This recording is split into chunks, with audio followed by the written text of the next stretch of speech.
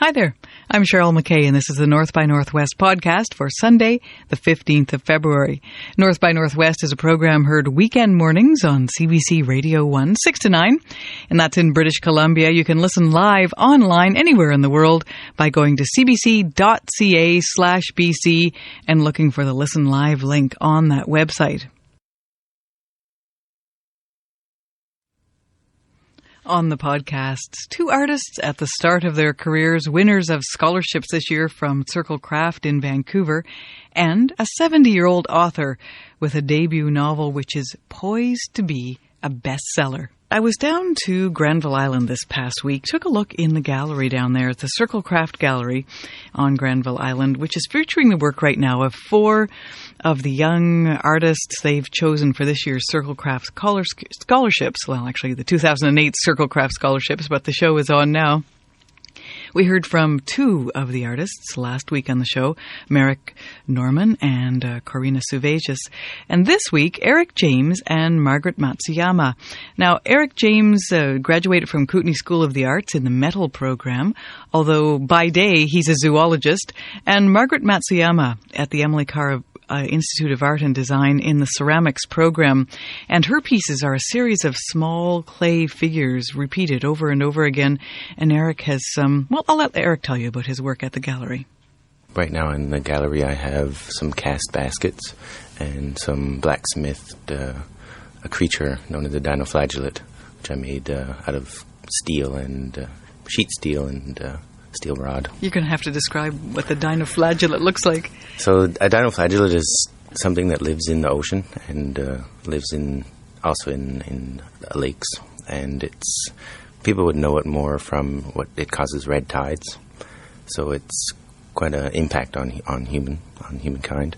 And so I made, after working in the lab, I got inspired to make a dinoflagellate. So I made one out of steel, and in a much bigger size. In a much bigger size, yeah, definitely bigger because they're mostly microscopic. It was a lot of fun to try and create the beautiful forms that these creatures have in steel. So bringing your two passions, your two interests together in that way. Yes. So why did you decide to take up metalworking along with continuing the work with your background in biology? I've always been creative, and even when I was doing grad school and working in a lab, I've always tinkered in the shop. So I classify myself as a tinkerer. So I'm always working on a project, which is much different than science.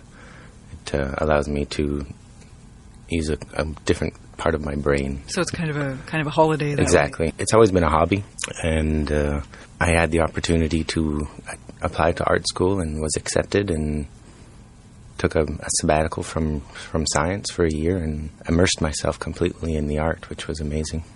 And Margaret, what about you? Now you work in clay, That's and right. When I saw your work that's in the show on Granville Island right now, it's a whole series of clay figures, small That's clay right. figures. Tell me about those. Tell me about how they represent the things that you like to make. I've always been interested in doing figurative work, whether it be drawing or ceramics. I'm also interested in animation just because of the figurative aspect of it. And so I was drawn to clay just because I wanted to do something more hands-on. And I particularly like that process of, it's called slip casting, and making the same figure over and over again, or making the same piece over and over again. I think that's initially I was drawn by the process, and the outcome, it worked out for me because I was very interested in that particular form and that theme, I think, too. What's the theme? Just the figure, and interested in, issues around identity and childhood experience and how identities are formed around childhood, and it all kind of fit together for me with that project. And what has drawn you to be interested in looking at themes of identity and identity being formed in childhood? I think I was looking at my own experience. That project started as a self-portrait, and so I was going back to my own experiences of childhood, and particularly with that project, I'm exploring issues around gender and how gender identities are formed and how girls are expected to behave a certain way or boys are expected to behave a certain way. So I'm just exploring those things. When you were talking about the process, it kind of made me think of something that Eric was saying too, about being caught up in the making.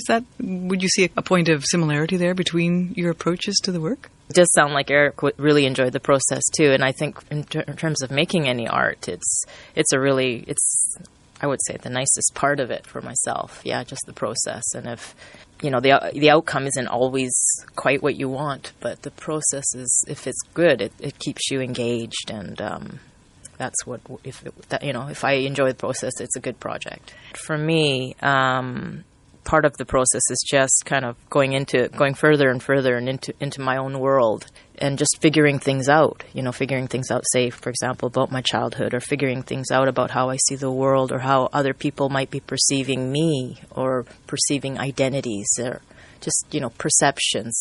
Those are the thoughts that are in your mind as you're going through the actual technical parts of working with clay. That's right. I'm very process-driven, and it's the part I enjoy the most. I enjoy the technical aspect of it, and with metal, it's an amazing material, and if it's at room temperature, it's solid, and then if you heat it up, it can be molten, or like a pat of butter, it can be molded. So it's just depending on the temperature you get the metal at, and it's that technical process I find just completely fascinating. With clay, too, it really changes with heat as well, and so... Mm-hmm. And the unpredictability, I think, of both forms, too. Yeah. Yeah, that's definitely what happens a lot with clay is, you make something, you hope for it, you throw it into the fire, and then you never know really what comes out. Sometimes it's a surprise, a good surprise, and sometimes it isn't really. Margaret, what made you decide to go to school and study this further? It was something I always wanted to do, and it occurred to me, that as I was getting older and older, that it was never going to go away. So I decided just to make a go of it. What were you doing before that? I was doing all kinds of things. I was working in family business, and I was doing editing and translating, and doing some design work as well. So and trying to get some art in on the side, but I had never actually done it for a big block of time.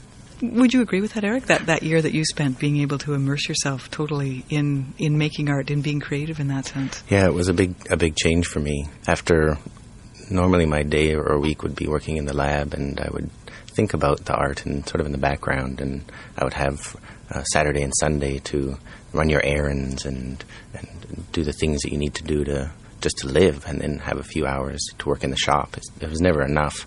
And having the opportunity to go to art school and just immerse yourself and live and breathe the art for a whole year was amazing.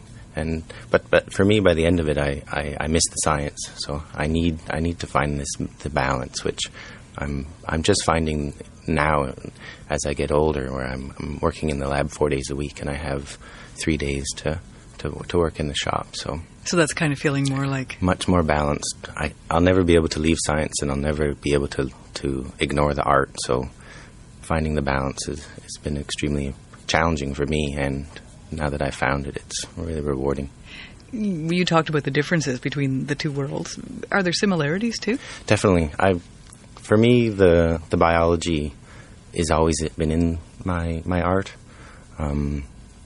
My latest pieces that are in the Circlecraft gallery, the cast baskets, there's a lot of happy mistakes that were made when those were cast. You can't control the flow of metal when they're being sand cast. And there's a bronze basket that came out that looking as if it had a big bracket fungus on the lip of the basket. And to me, that was just amazing to have something that looked like a traditional woven wooden basket that had been left out in the woods, and a bracket fungus had grown up on its lip. So to me, that was very exciting to be able to have little bits of biology amongst my art. Margaret, what are you doing these days now? Are you full-time art, or? Pretty much, yeah. I'm just trying to make that transition from being a student to being an artist full-time, or a working artist anyways. And of course it takes a lot of time to develop the work, and then to promote myself, and to just figure out how to make a living. And so I'm just trying to figure out all those things now. And I would say I'm just in a transition kind of period. It's terrific to meet both of you, and as I had a chance to go and have a look at your work in the gallery and really enjoyed seeing it for real. And I wish the both of you all the very best, and I hope we can talk again. Thank you very much. My guests this half hour of the show, Eric James and Margaret Matsuyama, and they are two of the recipients of the Circle Craft Student Scholarships for 2008. Their work is on display, the work of all four recipients, on display right now at the gallery, the Circle Craft Gallery on Granville Island in